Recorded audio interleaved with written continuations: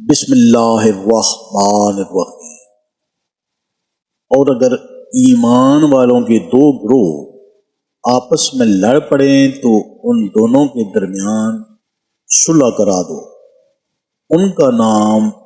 مومن رکھا ہے۔ ہم سے سلیمان بن حرب نے بیان کیا، کہا ہم سے شعبہ نے بیان کیا، انہوں نے اسے واصل عہد سے، انہوں نے محرور سے، کہا میں ابو ذر سے ربضہ میں ملا، وہ ایک جوڑا پہنے ہوئے تھی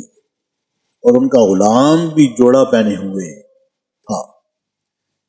میں نے اس کا سبب دریافت کیا، وہ کہنے لگے کہ میں نے ایک شخص یعنی غلام کو برا بھلا کہا تھا اور اس کی ماں کی غیرت دلائی یعنی گالی دی، تو رسول اللہ صلی اللہ علیہ وآلہ وسلم نے یہ معلوم کر کے مجھ سے فرمایا، اے ابو ذر، تو نے اسے ماں کے نام سے غیرت دلائی، بے شک تجھ میں ابھی کچھ زمانہ جاہلیت کا اثر باقی ہے۔ یاد رکھو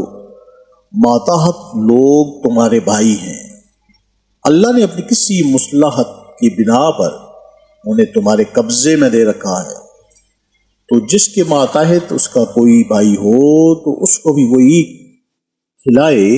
جو آپ کھاتا ہے،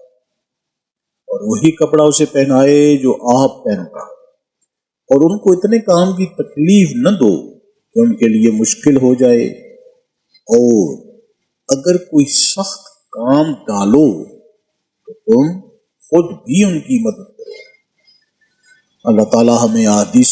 مبارکہ پر عمل کرنے اور اس پیغام کو ہر انسان تک پہنچانے کا ذریعہ بنائے، آمین یا رب العالمین۔